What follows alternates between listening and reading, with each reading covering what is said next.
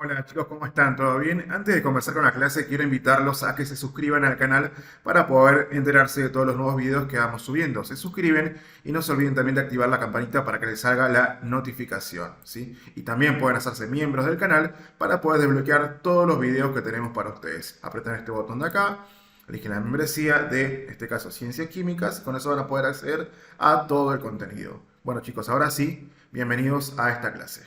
Dice ahí, indique la afirmación correcta. Veamos ahí. Dice, el método científico es una secuencia ordenada de pasos que se sigue en las investigaciones como técnica para el descubrimiento. En realidad no es para el descubrimiento, sino que es para este, realizar conocimientos, ¿sí? Para producir conocimiento, no solo un descubrimiento, para producir conocimiento. Así que yo eso no la marcaría. La B dice, los modelos siempre son simplificaciones abstractas que facilitan el análisis de un fenómeno en estudio. Bueno, esa yo no sé cómo a ustedes le han dado el concepto de lo que es un modelo, si bien puede ser eso, pero más que facilita el análisis del fenómeno en estudio, lo que me va a facilitar a mí estos modelos es explicarlo y predecir sobre todo después lo que va a pasar, ¿sí? Entonces, yo esa no sé si la marcaría, no sé cómo le han dado a ustedes el concepto de modelo. Después dice, el científico no puede utilizar cualquier metodología que le resulte conveniente para resolver los problemas que se plantea, sino únicamente las previamente establecidas. Bueno, esa indudablemente que sí. ¿Y cuál es el método que usan los científicos para realizar ciencia? Justamente es el método científico, ¿sí? Porque si yo no uso el método científico, y bueno, ahora no me quiere dibujar esto, ahí está. Si justamente no uso el método científico, entonces yo estaría dentro de lo que es un conocimiento, pero vulgar. Es algo lo que yo puedo conocer o ustedes pueden conocer en su vida diaria a partir de la experiencia que ustedes tienen, ¿no? Conocer, no sé, el recorrido de un colectivo, porque lo han experimentado, porque lo han vivido y demás. Eso es un conocimiento vulgar.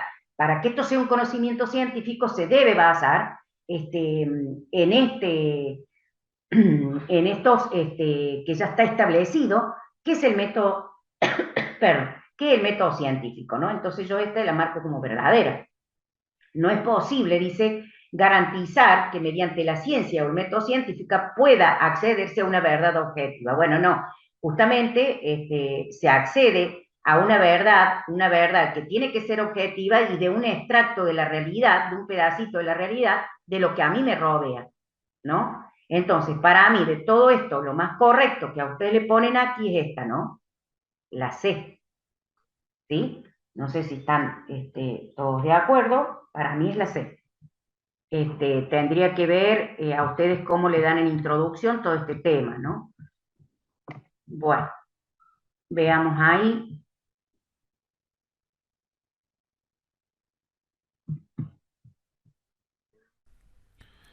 Considere cuatro objetos cuyas masas y volúmenes se detallan en la siguiente tabla.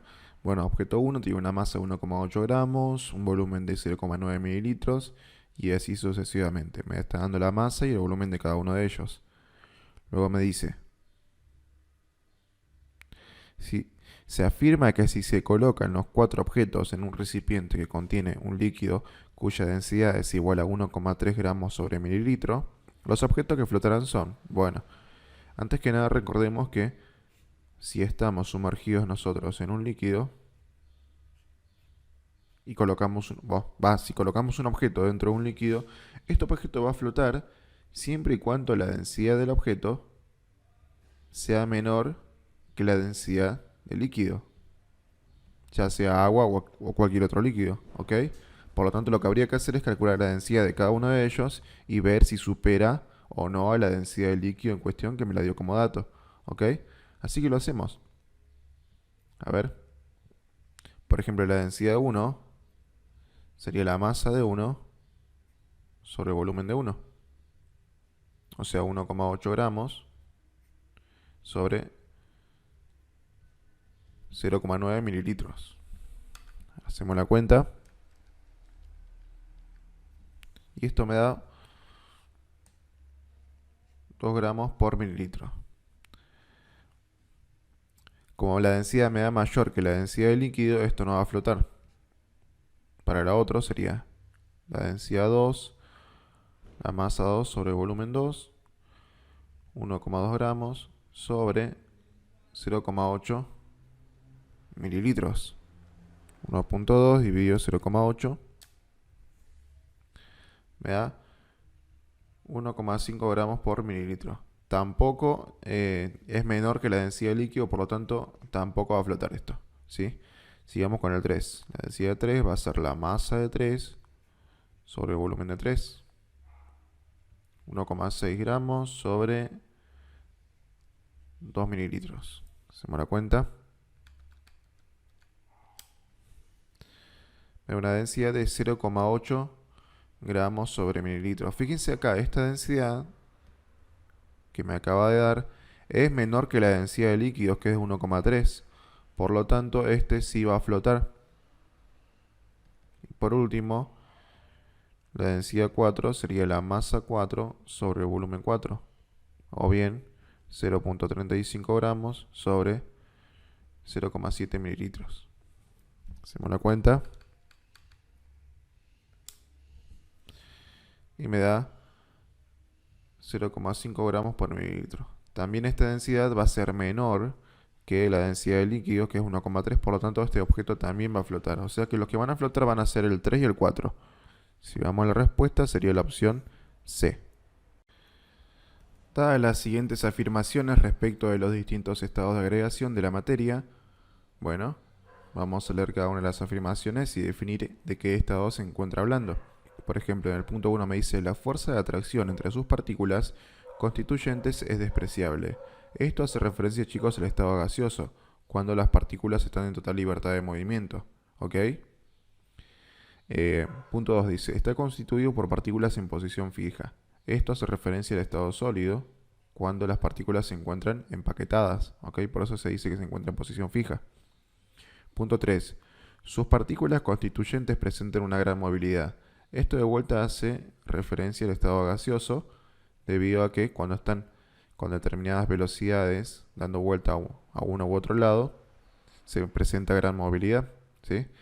Punto 4 dice: tiene volumen propio, pero no forma propia. Esto hace referencia al líquido, donde el líquido tiene un volumen propio, a diferencia del gas, que no tiene volumen propio porque adopta el del recipiente, pero no tiene forma propia, claro, porque el líquido adopta la forma del recipiente cuando se coloca en él.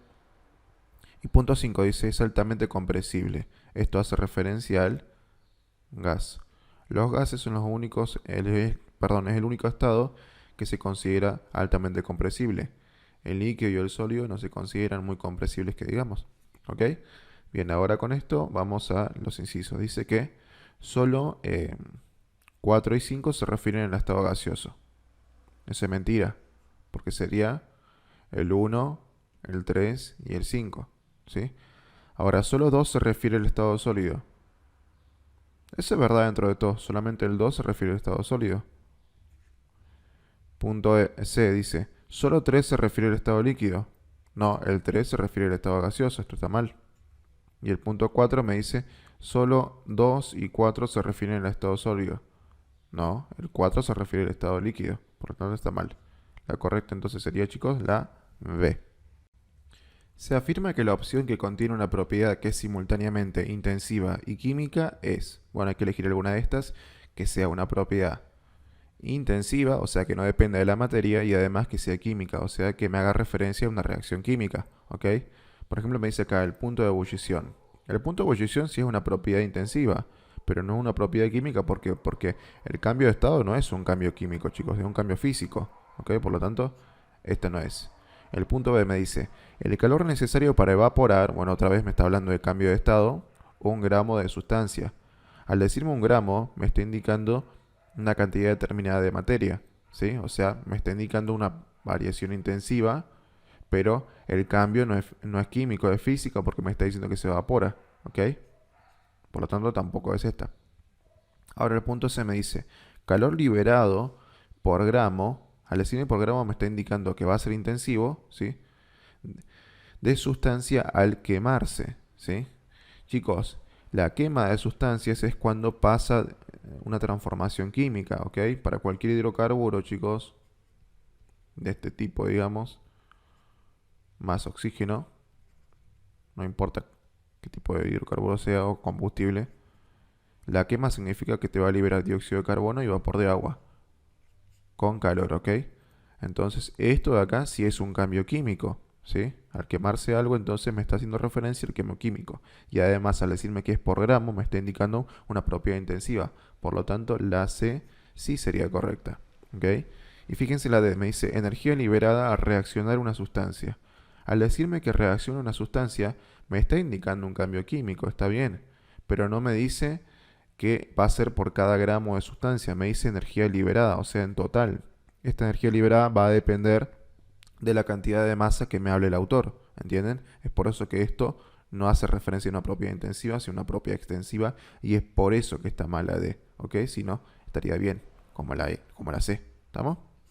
Por lo tanto, hay que marcar la C y con eso terminamos el ejercicio. Cuando los cromosomas se alinean en el plano ecuatorial durante el proceso de división celular, la célula se encuentra en estado de el plano ecuatorial en el medio, ¿no? Y yo le dije que el medio lo relacionen con Metafase. Metafase. metafase, muy bien, muy bien. El medio, que es el plano ecuatorial, relaciónenlo siempre con la palabra que empieza con M, que es metafase. Inclusive hay una mnemotecnia, ¿no? Para esta después se las digo. Una frasecita ahí para que ustedes se acuerden: profase, metafase, prometafase o anafase y telafase, que son en realidad las 4 principales, para que ustedes más o menos, sabiendo esa frase, ustedes se acuerden cómo se encuentran los cromosomas en cada uno de ellos y lo van a sacar fácil.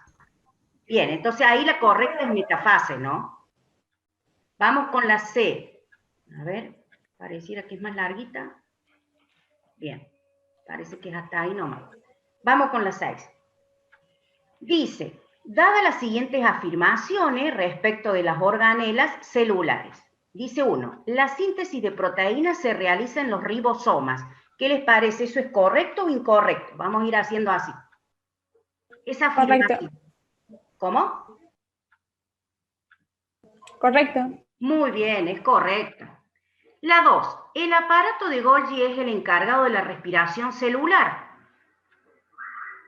¿De acuerdo? Incorrecto. ¿Cómo? No. Incorrecto. Sí, incorrecto. Sería la mitocondria. Muy bien, perfecto, perfecto. Entonces esta es incorrecta. 3, los cloroplastos se encargan de transformar la energía lumínica en energía química. Correcto. Es así. Es Correcto. correcta, muy bien, esa es verdadera. Y 4, los lisosomas son organelas en donde se encuentra el ADN. Bueno, esa es muy descabellada. Correcto. Ah, no entendía nada. Qué divino que son. Bueno, esa es incorrecta. Entonces ahí ustedes tienen que marcar como correcta indudablemente la A, ¿no? Que es solamente 1 y 3 es correcto. 2 es sumamente incorrecto y 4, bueno, sumamente descabellado, eso también. Descabellado para ustedes de la forma que yo les enseñé biología. Las poquitas clases que hemos tenido, traté de enseñarles biología conscientemente, así que no pueden poner la 4 como correcta de ninguna manera. Estudio de las ciencias químicas. Para tener el solucionario completo con los ejercicios y exámenes, comunícate al número que aparece en la descripción del video. Punto 7 dice: dada la siguiente desigualdad, se afirma que la cantidad de números enteros que la satisfacen es... Bueno, habrá que resolver esta desigualdad, chicos. Según lo que vimos en el teórico, primero lo escribimos así. Y ahora lo que tenemos que hacer es despejar de acá la x. Pero lo mejor que podemos hacer es factorizar esto para ver entre qué valores podría estar la solución. ¿A qué me refiero con esto? Yo sé que esto de acá se puede expresar así también, que es cuadrado menos la raíz de 10 al cuadrado. Fíjense que al aplicar ese artificio matemático, en realidad estoy diciendo exactamente lo mismo, pero De esta manera yo puedo darme cuenta de que esto es una diferencia de cuadrados. Entonces se puede expresar así. X menos la raíz de 10 por x más la raíz de 10. ¿Lo ven? Y esto tiene que ser menor que 0. Cuando yo me doy cuenta de esto, entonces ahora marco mi recta numérica, que sería más o menos así, y ubico las raíces de estos binomios. Las raíces serían x1 igual a la raíz de 10 y x2 igual a, por este de acá, menos la raíz de 10, ¿sí? Recuerden que la raíz es aquel valor de x que hace 0 toda la expresión, ¿sí? Acá, cuando x valga la raíz de 10 menos la raíz de 10, se va a hacer 0. Y acá, cuando sea negativo, con el positivo este, también se va a hacer 0 y todo se va a hacer 0. ¿Ok? Bien. Ahora que sabemos las raíces, las ubicamos en la recta numérica. Más o menos, nada más, ¿sí? Como por ejemplo por acá. Pongo la raíz de 10. Y acá coloco menos la raíz de 10. Si lo queremos ubicar numéricamente, estaría más o menos así. Acá estaría el 1, el 2, 3, 4, y acá estaría el menos 1, menos 2, menos 3 y menos 4. Y la raíz de 10 estaría entre estos dos números. Y acá también. ¿Ok? Bueno, ahora que ubicamos esos puntos, lo que habíamos aprendido es que cuando tenemos dos raíces en la recta numérica, los conjuntos de soluciones se van a dividir en tres intervalos, ¿ok? Donde tenemos que ver cuál de todos sería solución y cuál no. Para poder verificar eso, simplemente tenemos que tomar algún valor que esté dentro del intervalo que estemos investigando. Por ejemplo, si yo quería investigar si este intervalo de acá, de la recta numérica de solución, tendría que reemplazar el menos 4 en la expresión inicial y ver si se cumple la desigualdad. ¿Me explico? Por ejemplo, si yo reemplazo el menos 4 acá, me va a quedar así. Menos 4 al cuadrado menos 10 tiene que ser menor que 0. Menos 4 al cuadrado me da 16, menos 10, esto me da 6 positivo, y esto no es verdad. 6 no es menor que 0, por lo tanto este intervalo no es solución. ¿Ok? Entonces ahora vamos al otro intervalo, el cual sería este de acá. Voy a tomar algún número. Voy a tomar el número más fácil, que sería 0. ¿Ok? Entonces solamente reemplazo 0 al cuadrado, menos 10, menor que 0. Bueno, 0 al cuadrado es 0, menos 10 me da menos 10. Y menos 10 sí es menor que 0, por lo tanto esto es verdad. Y entonces este intervalo sí es solución. Y por último vamos al intervalo que aparece acá. Si borramos ahí me quedaría así. Voy a tomar un punto cualquiera, que sería en este caso 4, que es el más próximo que tengo. Pueden tomar cualquier valor, chicos, ¿sí? Yo reemplazo ahora, pero obviamente siempre elegimos el valor más fácil, ¿sí? 4 al cuadrado me da 16, menos 10, menor que 0, y esto me da 6, menor que 0. Y esto no es verdad, chicos, por lo tanto este intervalo no es solución, ¿sí? De ahí que podemos sacar una conclusión de que si descubrimos que un intervalo es solución, el otro... si descubrimos que un intervalo no es solución, el otro sí lo va a ser, y así sucesivamente, ¿ok?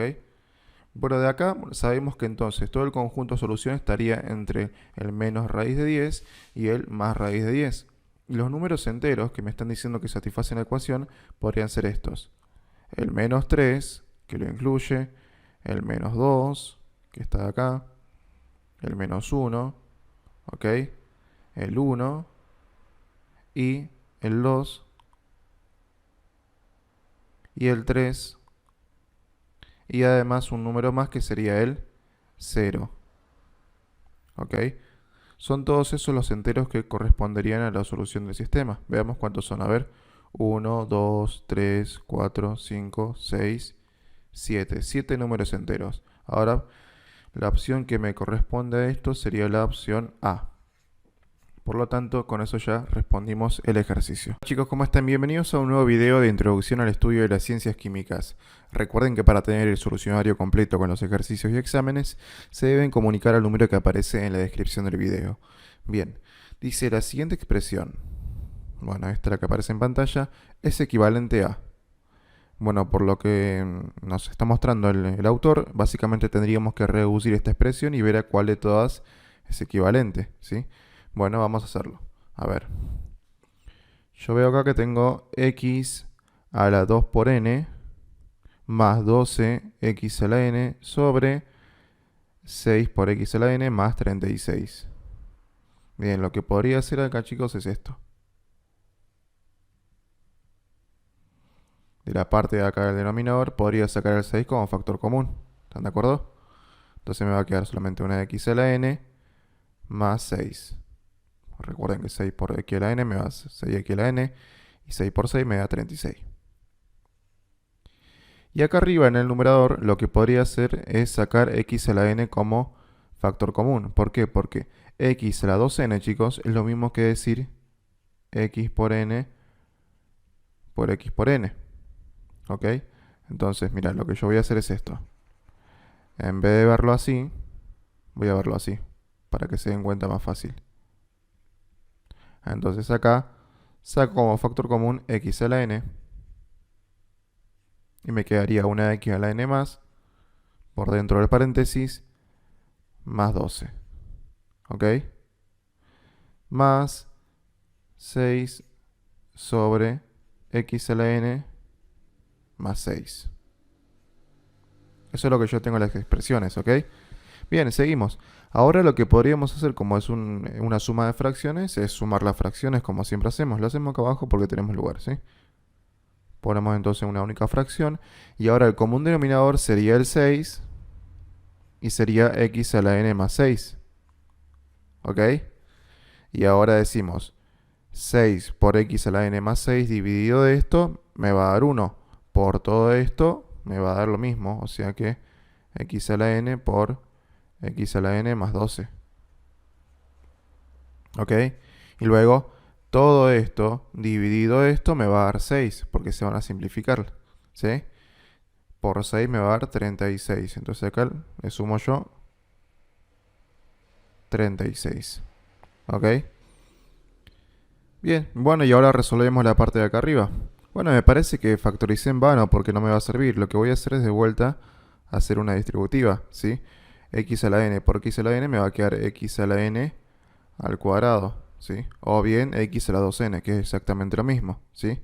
Y x a la n por 12 me va a quedar más 12x a la n, más 36. Todo esto dividido 6 por x a la n más 6. ¿De acuerdo? Bien. Y ahora la pregunta es cómo factorizar esta parte de acá. Esto me parece que podría ser un trinomio cuadrado perfecto, ¿sí? Entonces vamos a tratar de descubrirlo. Puedo decir yo, por ejemplo, ¿recuerdan el trinomio cuadrado perfecto? Era así esto. Ahora voy a borrar acá. Era que a más b al cuadrado era igual a a al cuadrado más el doble producto de a por b más b al cuadrado, ¿sí? Yo lo que estoy suponiendo es que tengo esta parte de acá, así que podría pasarlo de esta forma, ¿sí? Pero vamos a verificarlo, ¿sí? Bien, yo voy a decir que a va a ser x a la n, ¿sí? Y bueno, esta parte de acá debería ser a 2a por b. Entonces yo voy a decir que 2a por b debería ser todo esto de acá, que sería 12x a la n. Pero a dijimos que era x a la n, por lo tanto si yo lo reemplazo, me va a quedar así. ¿Ok? Y de acá x a la n se puede simplificar y me queda que 2 por b es igual a 12. O sea que yo puedo despejar b y me quedaría 12 sobre 2 o bien 6. Por lo tanto, b cuadrado sería 6 al cuadrado, que me va a dar 36. Efectivamente tenemos todos los componentes de mi trinomio cuadrado perfecto, ¿sí? A cuadrado sería esta parte de acá, entonces esto sería 2ab y esta parte sería b al cuadrado. Fíjense que todo coincide, ¿ok? Así que si todo coincide lo puedo pasar a la forma factorizada. Voy a borrar acá. Y la forma factorizada sería esta. Sería escribir x más n más b, que sería 6, es lo que descubrimos recién, al cuadrado, sobre 6 por x a la n más 6. Y acá uno de estos se simplifica con uno de estos y me va a quedar solamente x a la n más 6 sobre 6. O bien, si querés, un sexto por x a la n más 6. ¿Sí? Si nos fijamos en las respuestas, la opción que tenemos que marcar es la B. Hola chicos, ¿cómo están? Bienvenidos a un nuevo video de introducción al estudio de las ciencias químicas. Recuerden que para tener el solucionario completo con los ejercicios y exámenes se deben comunicar al número que aparece en la descripción del video. A ver, ejercicio 9. Dice, dada la siguiente expresión, para todo a que sea mayor que 1, bien, tenemos una expresión matemática. Me dice, se afirma que el valor de x que satisface la ecuación es alguno de estos. Bueno, habrá que resolver esto para poder adivinar cuánto vale x. Esto lo vamos a hacer así, es bastante sencillo. Fíjense que todas las bases que estamos observando en la expresión son iguales y es igual a A. Por lo tanto, cuando tengamos las mismas bases, se cumple la propiedad de que cuando se multiplican, los exponentes se suman y cuando se dividen, los exponentes se restan. Por lo tanto, yo puedo reescribir toda esta expresión de esta manera. Colocar una sola base y las que se estén multiplicando sumarlas y las que estén dividiendo restarlas el exponente y listo. Por ejemplo, acá yo tengo 3 medios. Como están multiplicando, acá tendré que sumar 3 más 7, que sería 10 al cuadrado, sobre 2. Acá, como esto está dividiendo, estaría restando, pero que encima, bueno, vamos a hacerlo así. Vamos a poner una resta porque está dividiendo, ¿sí? Menos x. Pongo el exponente original.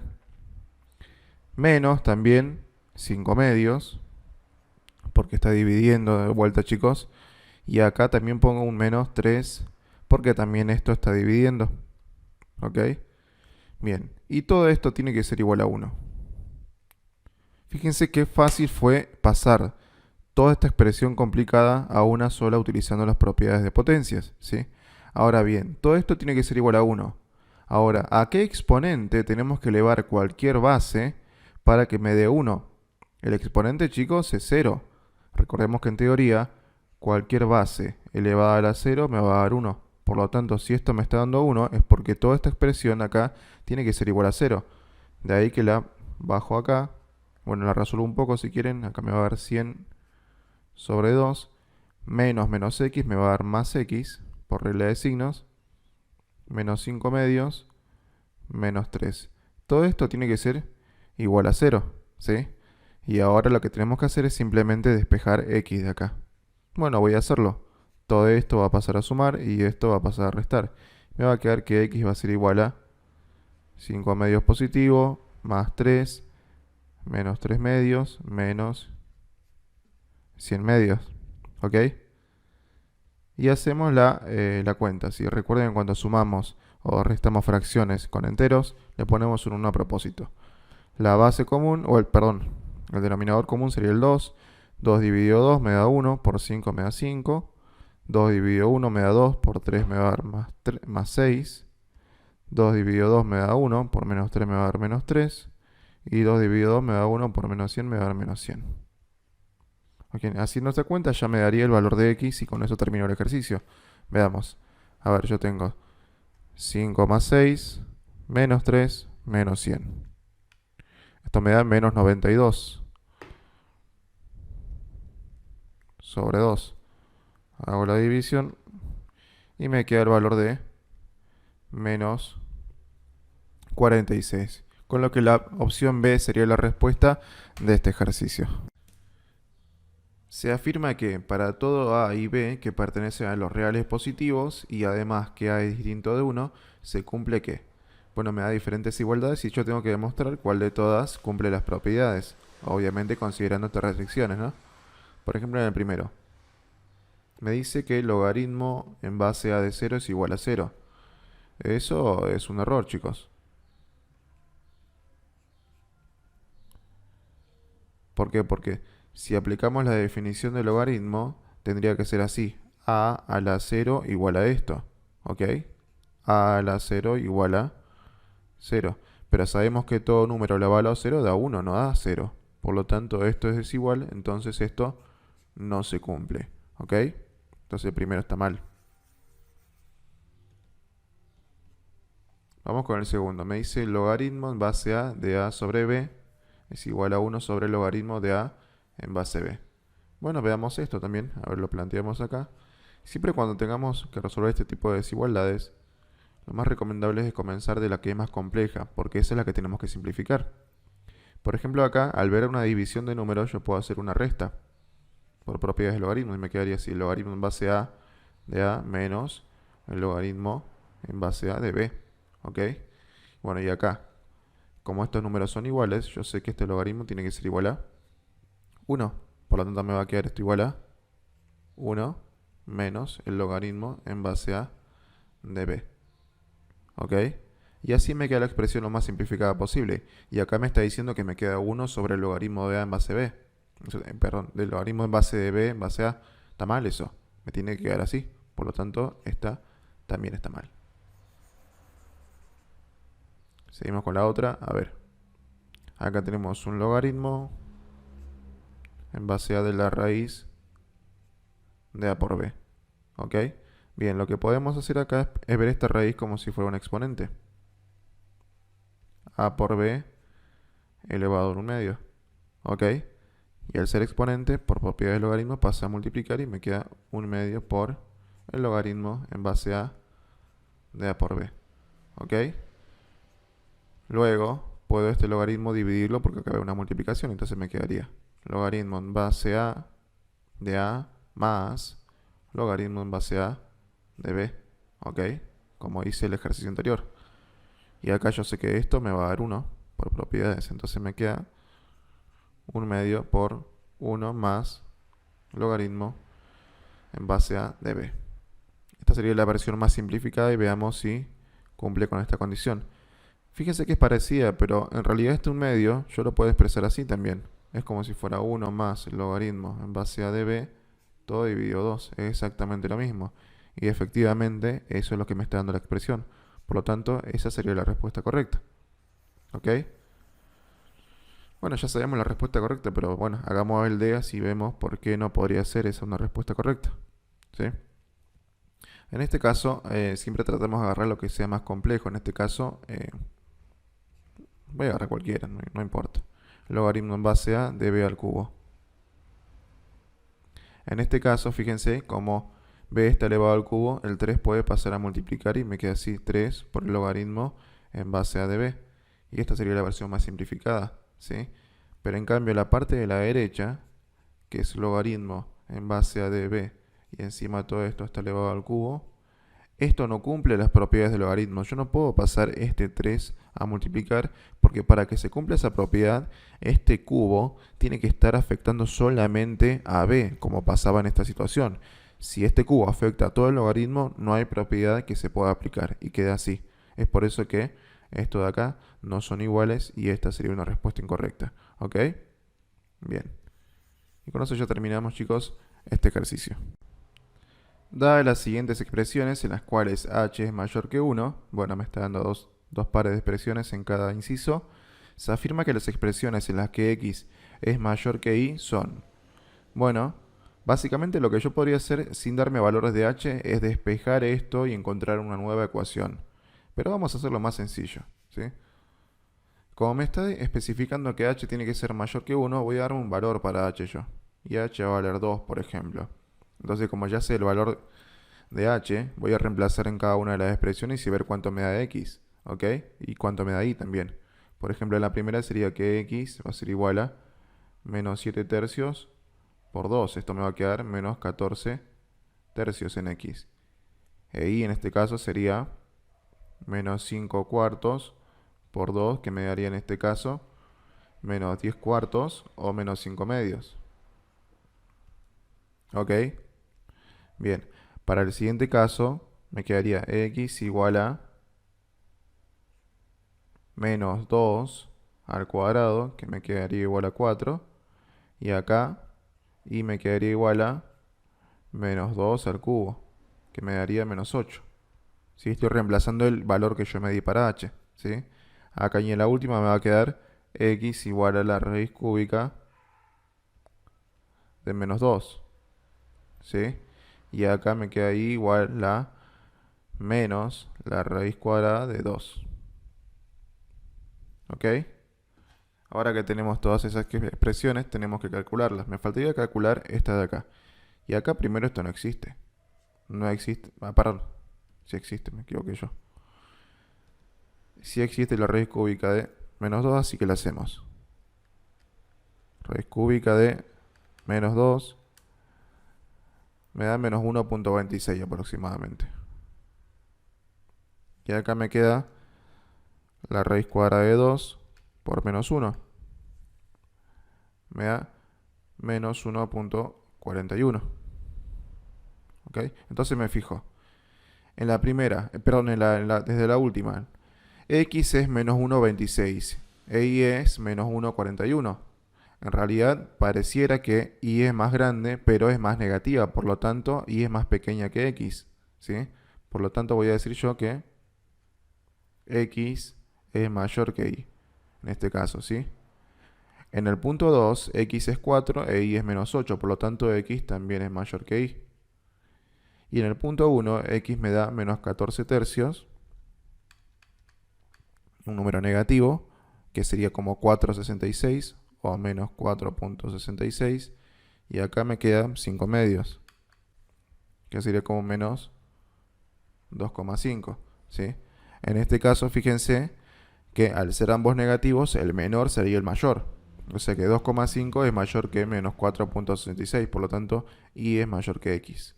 Y acá me está pidiendo las expresiones donde X es mayor que Y. Serían solamente la 2 y la 3. Entonces, si marcamos acá, sería la opción B la opción correcta. Dada la siguiente desigualdad, se afirma que el conjunto de valores de Y que la satisfacen es... Bueno, hay que resolver esto y ver cuál es la solución después. ¿Ok? Como tenemos valor absoluto, como siempre hacemos, le agregamos el mismo signo de desigualdad con el mismo sentido y todo, y acá el valor pero negativo. Y borramos ya este valor absoluto. Así. Y así. Y resolvemos cada desigualdad por separado. Ahora yo voy a resolver, por ejemplo, la parte de acá, primero. Lo voy a resolver acá. Me quedaría entonces menos 7 mayor o igual que 4y cuadrado menos 9 sobre 2y menos 3. Esto va a pasar al otro lado. No, pero en este caso no podemos hacerlo así. ¿Por qué? Porque vemos que acá en el denominador se encuentra una y, que es una variable. Y esta variable va a depender del signo que cambie o no el sentido de la desigualdad. ¿Sí? Por lo tanto, tenemos prohibido pasar esto a multiplicar acá porque no sabemos si la desigualdad va a cambiar o no. Entonces, ¿cómo hacemos? Lo que vamos a hacer es esto en este caso. Vamos a agarrar este menos 7 y pasarlo acá. De modo que desigualemos a 0.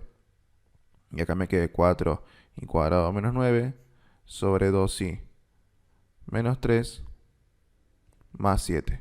¿Ok? Y acá encontremos un común denominador, que sería básicamente así. 2y menos 3.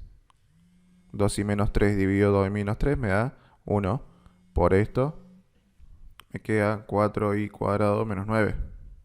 Y ahora 2y menos 3 dividido 1 me queda 2y menos 3 por 7 me va a quedar así. Más 7 por 2y menos 3. ¿Ok? Si sigo trabajando acá, voy a tener acá 4y cuadrado menos 9. Y acá voy a hacer una distributiva y me va a quedar más 14y. Y 7 por menos 3 me va a quedar como menos 21. ¿Ok? Sobre 2y menos 3. Sigo trabajando. Bueno, acá puedo resolver algo. Fíjense que me quedaría, a ver, 4y cuadrado menos 9. No, menos 9 no. Más 14y. Y menos 9 menos 21 me va a dar menos 30. ¿Ok? Sobre 2y menos 3. Y así me quedaría esta expresión. Lo que podría hacer yo incluso es tratar de factorizar la parte de arriba, que se puede factorizar de esta forma. Entonces esto se podría factorizar así. 0 mayor o igual que... Esto me va a quedar como 2y menos 3 puede ser por 2y más 10 de forma factorizada, ¿ok? Si ustedes se fijan, pueden comprobarlo haciendo la distributiva, le va a dar eso, ¿ok? De esta manera ahora yo simplifico esto de acá y simplifico esto de acá y me va a quedar solamente esta parte de acá, que sería 0 mayor o igual que 2i más 10. O bien, si factorizo un poco más acá incluso, me va a quedar un 2 por i más 5, ¿sí? Y de acá yo puedo observar que una raíz sería menos 5. Si borro esto acá,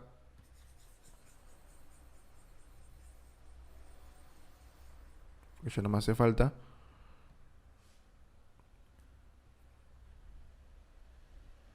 ese 2 pasa a dividir y me queda solamente que hay una raíz, la cual sería i igual a menos 5, ¿ok? Ese punto me lo guardo, porque me va a servir para luego, ¿sí? Y me dice que esto tiene que ser, o en otras palabras, si sigo operando un poquito más acá, a ver, si lo despejo me va a quedar de que i tiene que ser necesariamente menor o igual que menos 5, ¿sí? Eso es lo que voy a guardar acá. Ahora que tengo esa respuesta, voy a hacer exactamente lo mismo con la otra expresión. Ahora voy a trabajar con esta parte de acá, ¿sí? Entonces me va a quedar 4i cuadrado menos 9 mayor o igual que 7 sobre 2i menos 3. Lo mismo no puedo yo pasar esto a multiplicar acá porque no sé qué valor va a tornar cuando cambie de signo o no. Por lo tanto, lo que hago es pasar el 7 a este lado. 4i cuadrado menos 9 sobre 2i menos 3 menos 7. Menor o igual que 0. Como un denominador, que sería 2i menos 3. Y acá me va a quedar lo mismo, ¿no? 4i cuadrado menos 9. Y acá menos 7 por 2i menos 3. Distributiva, como hacemos siempre, entonces me va a quedar acá 4i cuadrado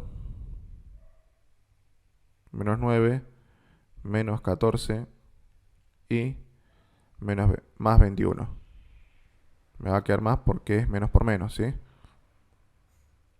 Sobre 2i menos 3 mayor o igual que 0. Simplifico un poco la parte de arriba, me va a quedar 4i cuadrado menos 9 más 21, me quedaría como 12, si no me equivoco. Ahora vamos a comprobarlo por las dudas. 12 positivo, ¿sí? Entonces me va a quedar menos 14i más 12 positivo sobre 2i menos 3 mayor o igual que 0. Y acá, bueno, hago lo mismo, saco un común denominador, perdón, factorizo la parte de arriba, que es la que me interesa factorizar, y me va a quedar así. 2i menos 3, acá voy a tener un 2i, y tengo que colocar un valor, el cual me dé como menos 14i. Fíjense que si acá yo ya tengo menos 6i, para menos 14i me faltarían menos 8. Por lo tanto, acá tengo que tener sí o sí un menos 4. ¿Ok? De esa manera yo lo factorizo, simplifico esta parte de acá y me queda solamente eso de ahí. Lo traslado acá, 2i menos 4 tiene que ser mayor o igual que 0. Saco el 2, me queda de esta forma. Este 2 va a pasar a dividir y me va a quedar solamente que i menos 2 tiene que ser mayor que 0, o bien que i tiene que ser mayor o igual que 2. ¿Ok? Y esto es lo otro que yo me guardo, que i tiene que ser mayor o igual que 2. Ahora, con estas dos cosas, yo ya puedo definir cuál va a ser mi solución. Primero me dice que i tiene que ser menor o igual que menos 5.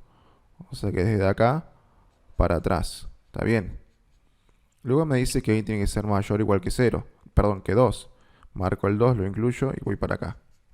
Efectivamente, la respuesta que me da la solución del sistema es la C, porque las otras ninguna me dice lo mismo, ¿sí? Y de esa manera, chicos, terminamos el ejercicio. Recuerden lo importante de esto, ¿sí? Cuando ustedes vean que hay una variable que tienen que despejar y esta variable no saben si va a ser positiva o negativa, o sea, no saben si va a cambiar o no el signo, no es lícito pasarla a multiplicar. Sí, yo sé que entiendo que ustedes pueden decir, bueno, pero es lo mismo, pero no es lo mismo, porque si vos no sabes el valor del signo de i, no sabes si te va a cambiar esto. Entonces, lo que tenemos que hacer es pasar este acá y empezar a resolverlo de esta forma. ¿Estamos? Dada la siguiente función, se afirma que el dominio de f de s es... Bueno, hay que encontrar el dominio. Chicos, para encontrar el dominio básicamente hay que ver cada uno de los dominios de las funciones componentes. O sea, yo tengo que ver el dominio de esta función y de esta función de acá. ¿Sí? Y también de esta incluso. De esta de acá veo que el dominio son todos los reales porque no tengo ninguna de las restricciones que habíamos hablado. Pero acá sí tengo restricciones. Tengo la primera que sería s cuadrado menos 1 tiene que ser distinto de 0 y resuelvo. Esto pasa al otro lado, me queda s cuadrado desigual a 1 y esto pasa como raíz, me queda que s tiene que ser distinto de la raíz de 1 o bien tiene que ser distinto de 1 positivo y distinto de 1 negativo, que son las dos raíces que puede tener 1. ¿Ok? Ahora resuelvo el otro dominio de la otra función. Sería en este caso menos 4 más s cuadrado tiene que ser distinto de 0. Resuelvo acá, este 4 pasa positivo y me queda s cuadrado tiene que ser distinto de 4. Esto pasa como raíz y me queda que s tiene que ser distinto de la raíz de 4. O sea que s tiene que ser distinto de 2 positivo y también distinto de 2 negativo. ¿Ok? Bueno, y eran todos los reales, así que no me afectan. Por lo tanto, las restricciones para mi dominio van a ser esta y esta. ¿Sí? Veamos las opciones, cuál de todas sería la respuesta correcta. A ver, dice S tal que S pertenece a los reales. Bueno, eso sí es verdad. Tiene que pertenecer a los reales.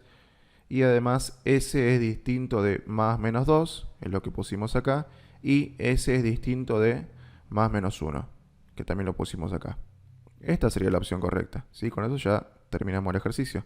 Pero veamos las otras. Por ejemplo, acá me dice que S pertenece a los reales, pero que S solamente tiene que ser distinto de más 2 o menos 2. Esto es falso porque también tiene que ser distinto de estas dos.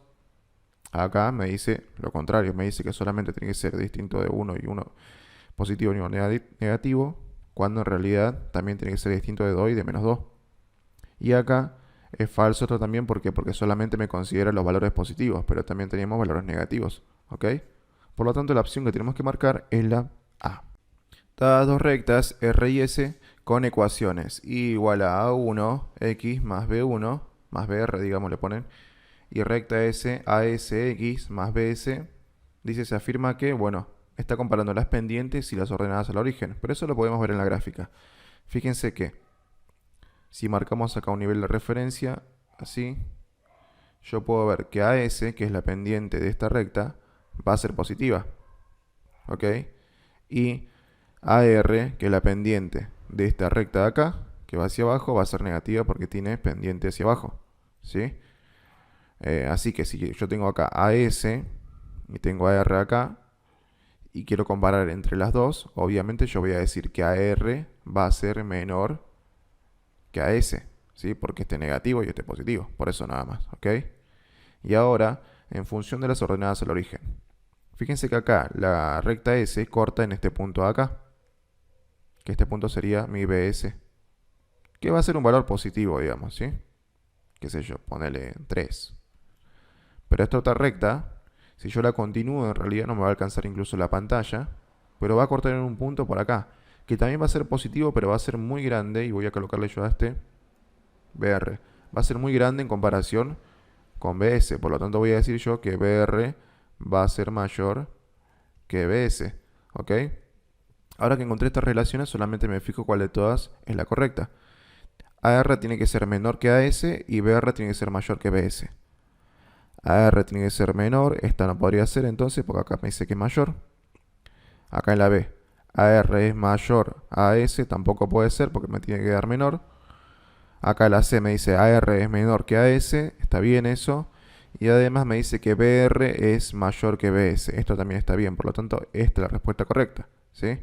Pero bueno, hagamos la D. La D me dice que AR tiene que ser menor que AS, que está bien, pero me dice que BR tiene que ser menor que BS, eso está mal. Por lo tanto, la respuesta correcta, chicos, sería la C. Dada la siguiente expresión, A igual a B sobre C, se afirma que, bueno, a ver, si C toma cualquier valor constante y negativo, entonces A es inversamente proporcional a B. Bueno, tratemos de modificar esta expresión. De reescribirla, digo. Esto me quedaría como 1 sobre C por B. Es exactamente lo mismo, ¿no? Esto de acá formaría parte de mi constante proporcionalidad. Me dice que C puede tomar cualquier valor constante y negativo. Bueno, entonces, si C toma cualquier valor constante y negativo, la constante proporcional de proporción va a ser negativa, ¿sí? O sea que me va a quedar directamente A igual a menos K por B, ¿ok? Pero al ver esta forma, yo voy a decir que A y B son directamente proporcionales, sin importar el signo de la constante K. Eso es lo que vimos en el teórico. Por lo tanto, esta es falsa, ¿sí? Fíjense que en el punto C me dice algo similar. Si C toma cualquier valor constante y negativo, entonces B es inversamente proporcional a A. No, son directamente proporcionales porque voy a encontrar la misma expresión, ¿ok? Solamente me está diciendo lo mismo, pero al revés. Ahora en el punto B me dice, si A toma cualquier valor constante y negativo, entonces B es directamente proporcional a C. Veamos. B sobre C es lo mismo que A, chicos. ¿Ok? Es lo mismo que esto, solamente que he dado vuelta. Pero ahora A tomaría el valor de la constante de proporcionalidad y además sería negativa. Pero fíjense que esto forma la expresión que me define cuando son directamente proporcionales. ¿Ok? Sin importar el signo de K. Por lo tanto, acá me está diciendo, si A toma cualquier valor constante y negativo, entonces B es directamente proporcional a C. Eso es verdad, ¿sí? No toda verdad, porque en realidad A podría tomar cualquier valor, tanto positivo como negativo, pero para este caso sería verdad. Ahora, fíjense, si B toma cualquier valor constante y negativo, A es directamente proporcional a C. Escribimos de vuelta esto. Y ahora me está diciendo que B va a ser de la constante de proporcionalidad, por lo tanto sería menos K sobre C. Yo paso hasta el otro lado y me queda que A por C va a ser igual a menos K. Esto responde a la forma cuando las variables A y C son inversamente proporcionales, ¿sí? Y acá me dice que cuando B tome cualquier valor constante y negativo, A es directamente proporcional a C. Es mentira, van a ser inversamente proporcionales, por lo tanto, este está en error. Entonces la respuesta correcta que tenemos que marcar es simplemente la B. El siguiente gráfico muestra la representación de la función cuadrática f de x. Bueno, lo que podemos ver de acá, del dibujo, es que tiene dos raíces reales. Sería x1, x2. Tiene además una ordenada del origen positiva.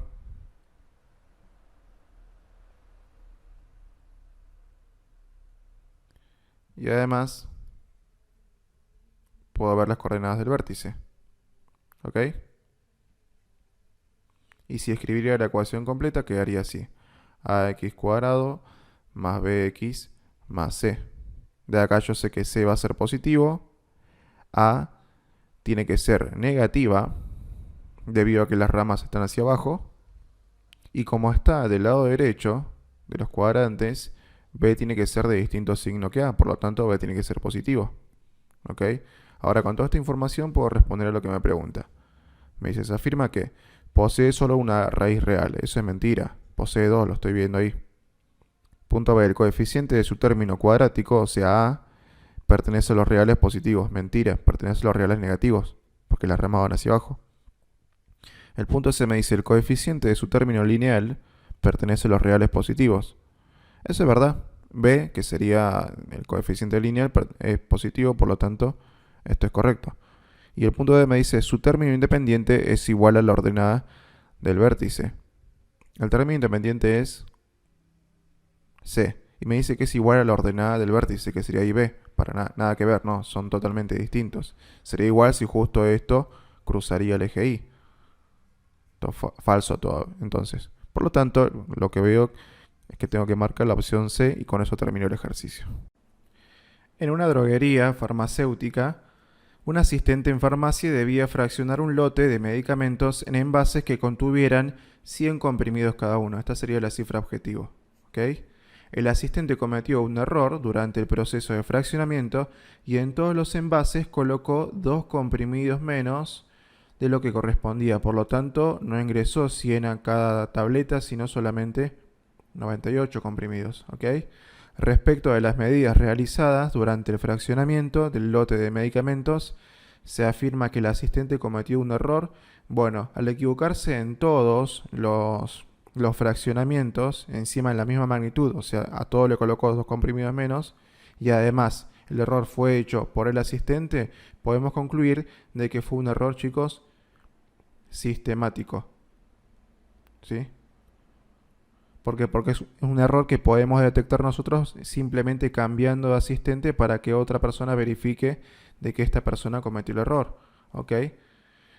No sería un error al azar debido a que los errores al azar son muy difíciles de detectar, ¿sí? Y también muy difíciles de controlar. ¿Ok? Bien. Entonces, de las opciones que tenemos podría ser la opción A o la opción C. Pero veamos cuál de las dos sería la correcta. Dice que no impactó sobre la exactitud de la cantidad de comprimidos por envase. Esto sería falso, chicos, ¿saben por qué? Porque si la medida fuera exacta, tendría que haber metido 100 comprimidos en cada envase. Y no lo hizo. Él tenía que meter 100 comprimidos. Y al final, por el error sistemático que cometió, metió 98 comprimidos en cada envase. Lo que sí tuvo este señor fue precisión. Porque no hubo mucha diferencia. De hecho, no hubo ninguna diferencia entre las cantidades de los envases, pero estuvo más alejada del valor que se estaba buscando, que era 100 comprimidos. Por lo tanto, perdió exactitud. Entonces, acá me dice que no impactó sobre la exactitud y me está mintiendo. Sí impactó. Por lo tanto, esta sería falsa. Bueno, estas dos de acá también son falsas porque dijimos que me dice que es un error al azar. Y ahora debería ser verdadera la C. Pero leamos, dice que impactó sobre la exactitud de la cantidad de comprimidos por envase. Eso es verdad. Fue sistemático y además se impactó porque en vez de colocar 100 comprimidos solamente agregó 98 y se alejó 2 comprimidos del valor buscado. Y de esa manera, chicos, terminamos este ejercicio que en realidad fue más teórico que otra cosa.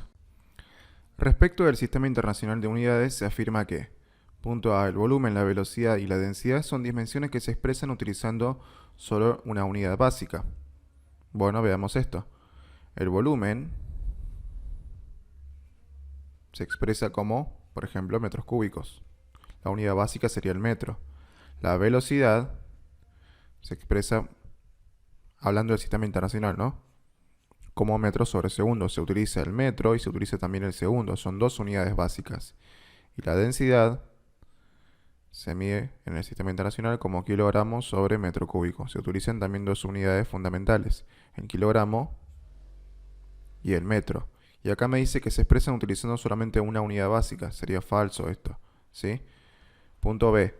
Todas las unidades se definen con base en un patrón establecido arbitrariamente. Bien, esto en sí, chicos, es falso. ¿Por qué? Porque las bases de las unidades, o sea, los patrones, no se eligieron arbitrariamente. Hubo una razón específica para poder saber que esto era un kilogramo, que el otro era un metro y que el otro era un segundo. Sí tienen definiciones específicas. Por lo tanto, no podemos decir que se eligieron arbitrariamente. Estaría mal eso, ¿sí? El punto C me dice, dos magnitudes de igual naturaleza no pueden ser expresadas utilizando diferentes unidades. Esto es falso.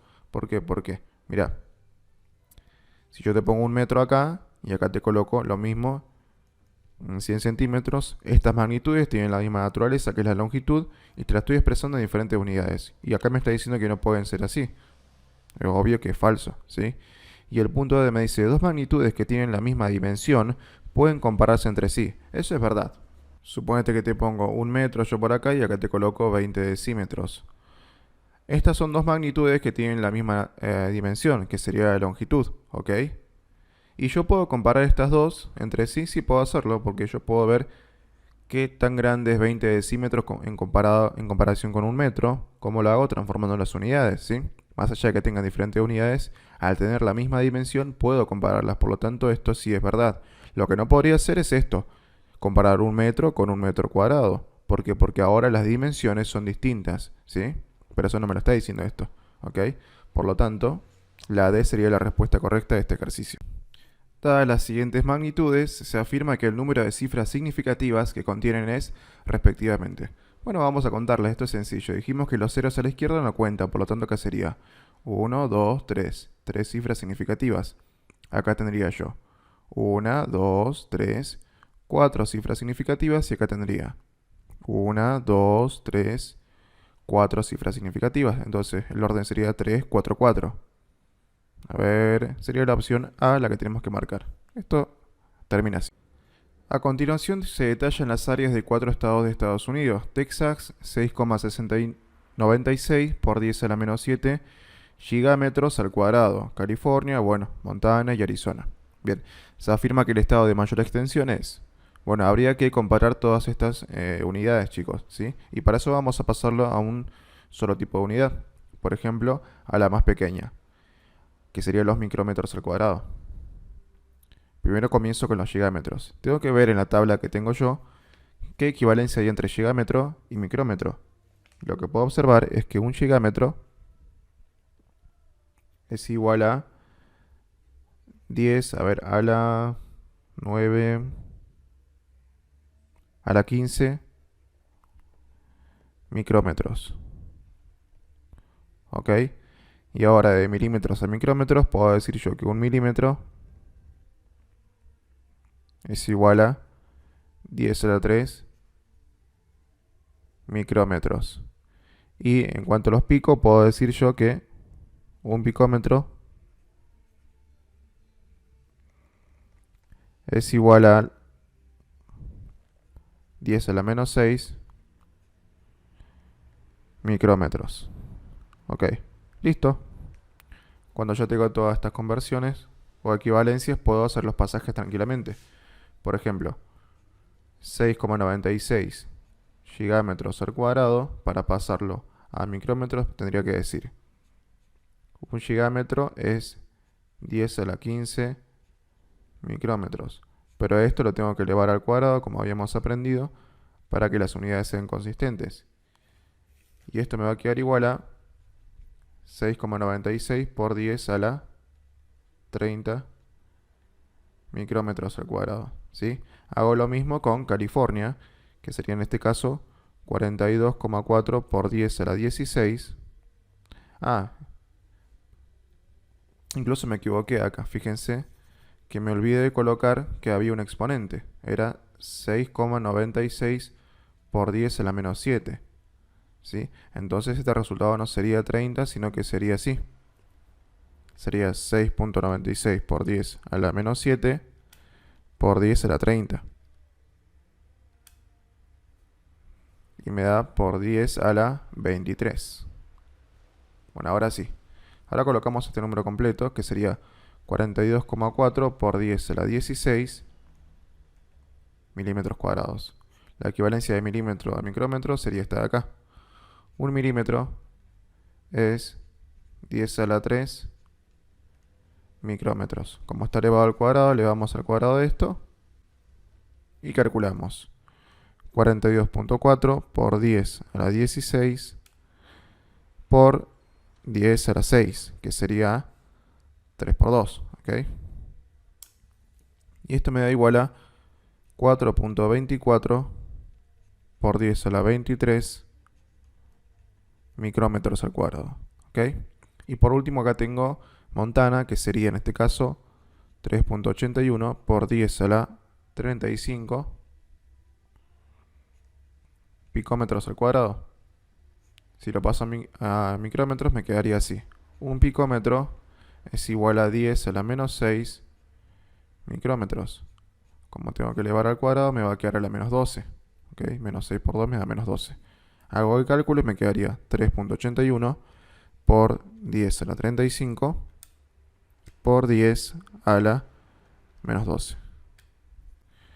Y me da 3,81 por 10 a la 23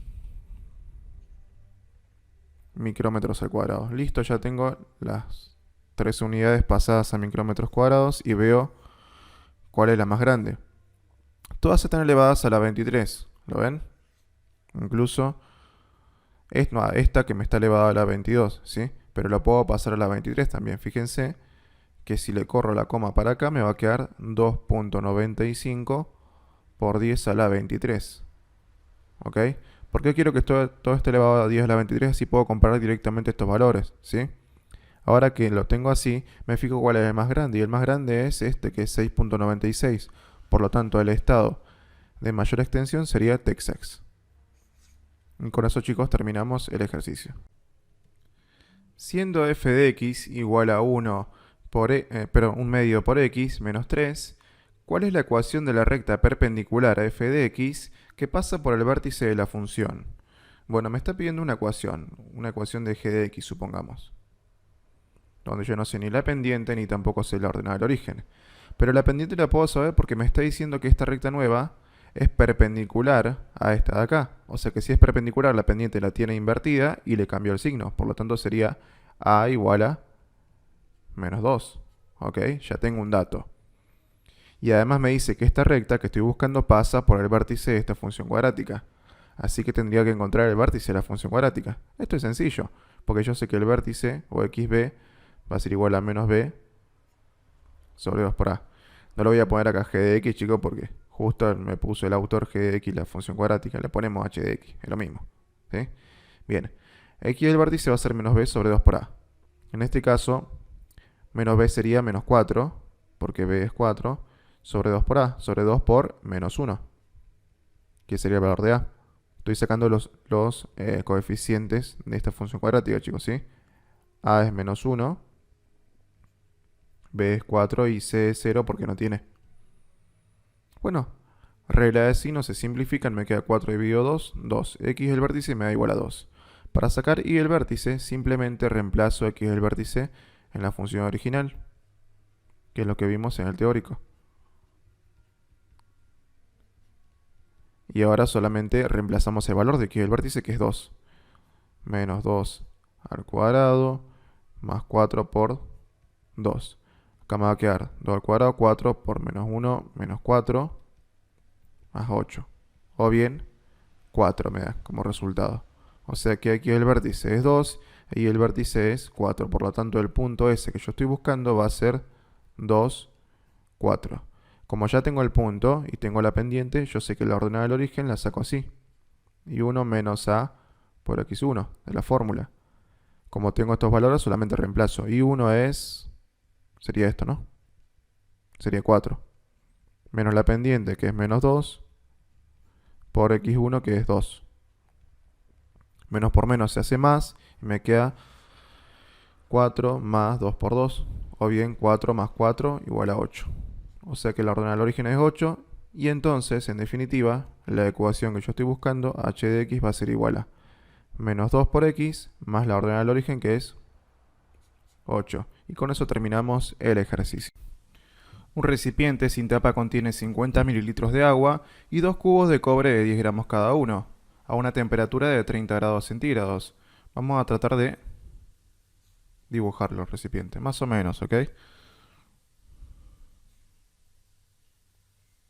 El recipiente y tiene un poco de agua y además tiene 2 cubos de cobre.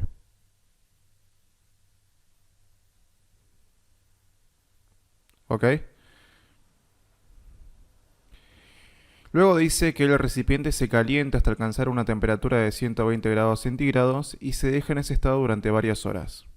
O sea, cuando inicialmente tenía 30 grados, el agua seguía en estado líquido, pero cuando pasó a 120 grados centígrados, el agua ya pasó su punto de ebullición, el cual es 100 grados centígrados, por lo tanto se empezó a evaporar todo el agua y como se dejó durante varias horas, el recipiente quedó solamente con los 2 cubitos de cobre y todo el agua que tenía se evaporó, ¿ok? Ahora la pregunta es, ¿cuál es el número de fases del sistema en el estado final? Bueno, el número de fases es 1. ¿Por qué? Porque la única fase que tenemos es el cobre. Porque todo el agua se evaporó, ¿ok? Y con eso terminamos el ejercicio, no era más complicado. Dada la siguiente igualdad, ¿cuál es el valor de A que la satisface? En otras palabras, tenemos que despejar el valor de A. Bueno, para poder hacer esto, chicos, lo primero que tenemos que considerar es de tratar de expresar las potencias como una única base. Y eso lo voy a hacer así. Como veo que acá hay una base que es 3 y otra que es 9, yo sobreentiendo que el 9 se puede expresar como 3 al cuadrado. Entonces voy a escribir, a ver, lo hago con otro color, 3 a la 2 por a por 3 al cuadrado, que es lo mismo que decir 9 a la a, igual a 81. ¿Ok? Y ahora, aplicando la propiedad de potencias, que potencia por potencia se multiplican, me quedaría 3 a la 2a por 3 a la 2 por a también. ¿Ok?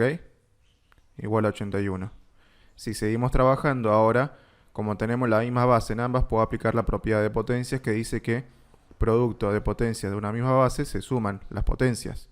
Entonces me quedaría una única base que es 3 a la 2a más 2a igual a 81.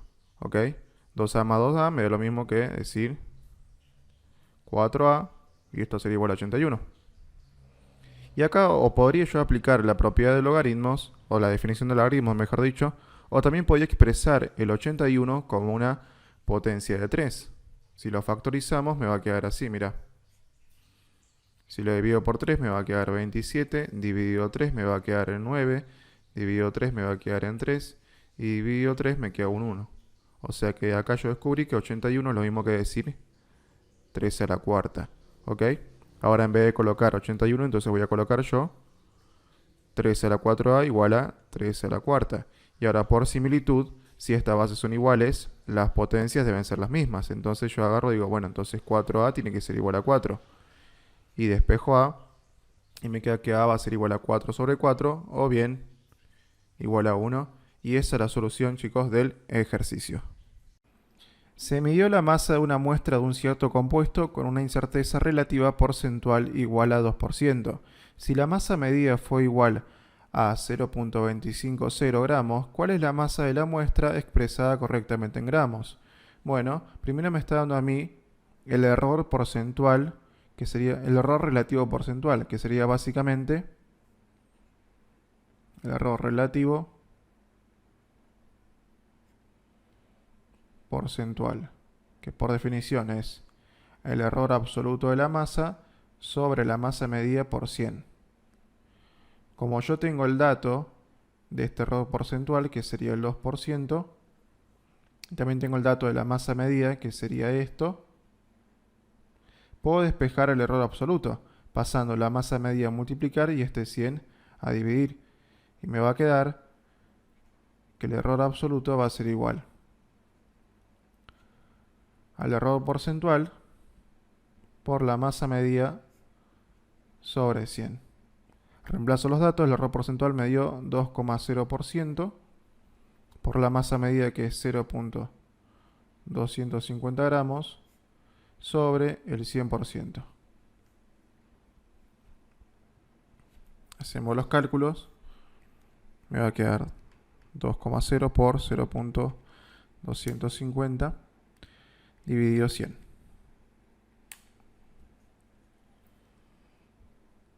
Y esto me va a quedar igual a 0.005 gramos. ¿Ok? Bien. Entonces ahora la masa completa sería básicamente la masa medida más menos el error absoluto de la masa. O bien la masa medida que me da 0.250 gramos más menos el error absoluto que me dio 0,005 gramos. No hace falta que ponga las unidades en ambos lugares, las puedo poner en una sola. Y acá colocar un paréntesis. ¿Ok? Esto es un 5, ¿eh? Y de esta manera quedaría la solución correctamente expresada en unidades de gramos, ¿no? Con eso, chicos, ya terminamos el ejercicio. 4 muestras iguales, muestras A, B, C y D, de un mismo líquido contenidos en envases iguales, cerrados y a 20 grados centígrados, se someten a diversas transformaciones. Bueno, vayamos leyendo cada una de ellas. En la muestra A dice que se destapa durante 1 minuto, luego se vuelve a tapar dejándolo así 1 hora. Lo que me está tratando de decir, en este caso el autor, es que yo tengo un recipiente que al destaparlo hago que todo el gas o el vapor del líquido se vaya, ¿ok? Luego cuando lo vuelvo a tapar, dejo ese volumen de líquido, ese volumen vacío para que se siga evaporando más gas.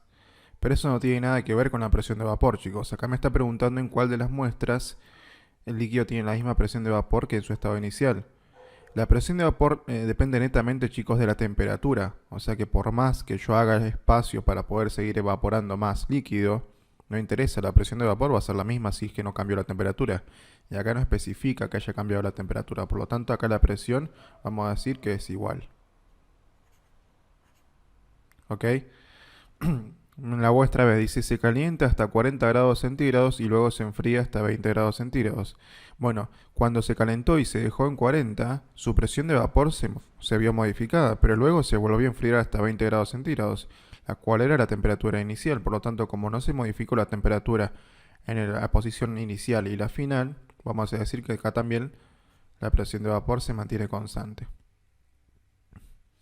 En la muestra C se dice que se calienta hasta 40 grados centígrados y no me dice nada más, por lo tanto voy a suponer que se deja a esta temperatura. Como se modificó la temperatura, la presión de vapor va a ser modificada, por lo tanto acá cambia la presión de vapor, ¿ok? Y en la muestra D dice que se destapa durante 1 minuto y luego se le agrega más líquido y luego se vuelve a tapar, dejándolo así durante 1 hora. Este es el proceso contrario al punto A. En este caso dice que se destapa no para dejar libre el espacio del gas, sino para meter más líquido. O sea que luego en una posición final va a estar el recipiente tapado, pero con un poco más de líquido.